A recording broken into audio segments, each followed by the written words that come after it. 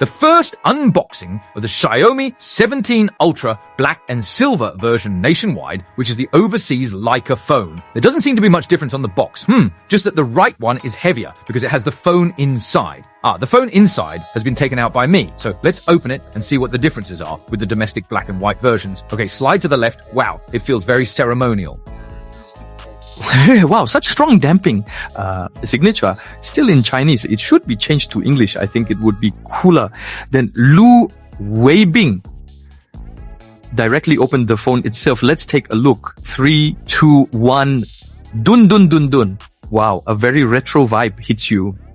It's not that pure black. You can see a kind of matte texture with a bling-bling effect, as if it has traces of time. Simply take the previous generation 15 Ultra's black-silver version, which is already cool enough on its own, but when you put them together, this texture instantly stands out. It can be said that the back cover of the 17 Ultra is really amazing. No matter where you place it, it looks different from other black phones. It truly doesn't need any embellishment or lighting. Just one word describes it. Cool. And this time, the red Leica logo has changed from a horizontal to a vertical display. Personally, I think the horizontal display looks a bit better. Then, it pairs with this horizontal Xiaomi logo, which is a vertical Xiaomi logo. The Leica logo inside the camera has also been changed to a vertical arrangement, which we can carefully compare. Then, the middle frame and the color of both are similar, with the middle frame still having a camera-like texture, providing great friction, making it almost impossible to slip from the hand. The buttons have also been changed to a small power button and volume up and down buttons. Well then, let me take you through the detailed feel of this back cover. It feels very smooth, and I would guess it's made of fiberglass material. You can see that. Against the light, it is pure black and looks very deep. But facing the light, it actually has some reflection. I feel this reflection is between diffuse reflection and specular reflection. You see, specular reflection is like this, and for diffuse reflection, you can use the 17 Pro Max. You can see its back panel is actually diffuse reflection. You see, there is no direct light, but this black has a little bit of direct light, which is interesting. Personally, I prefer this white plain leather and this kind of material, like a coated splice, which feels more comfortable to touch. But this thing does look quite high-end, especially with the glossy ring. It has a strong impact and a sense of service. Let's continue to look down. I'll check if there's any difference in these accessories. First, let's look at the protective case. Okay, set it aside for now. Wow, this is a very nice textured, plain leather case, and it feels very solid to the touch. Then its edge transition, you can see this side is plastic, but it transitions very perfectly. Actually, I don't really like cases with plastic edges, but Xiaomi basically does it this way, and the buttons are all independent with protective measures inside, and this ring can be directly rotated, and there's also a Leica logo here. The raised logo. Just comparing the phone cases with this white one of mine, I still think my white one looks a bit better. Next is the Leica lens cap that I'm most looking forward to. I want to see if this Leica lens cap has changed color. If it has, that would be really exciting, guys, really exciting. Lens protection accessory. Okay, this is it. A bunch of random stuff. Let's find that cap first. Can't tell. Wow, no way. The color hasn't changed. How boring.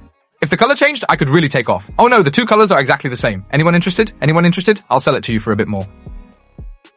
Let me put on this cover for you to see. Wow, this black one indeed looks more stylish with this cover on. The other things include a small lanyard, quite thick. And here, there's also a Leica step-in, if I remember correctly. Oh, it's so cool. And the texture is really, really nice. Carefully putting it back, this thing truly has high collectible value. And did you notice?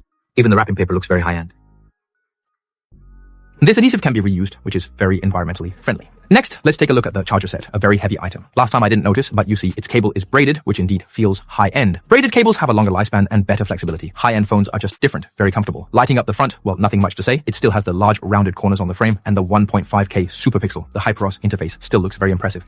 Once you enter the desktop, you can see the very distinct Leica custom theme, and its camera interface is also uniquely customized. You can see its frames are rectangular instead of the previous default round ones. Then Leica Instant suggests you try it out more. The feeling it captures is really completely different. You can choose M9 or M3, and both of these have a particularly exciting vibe when taking photos.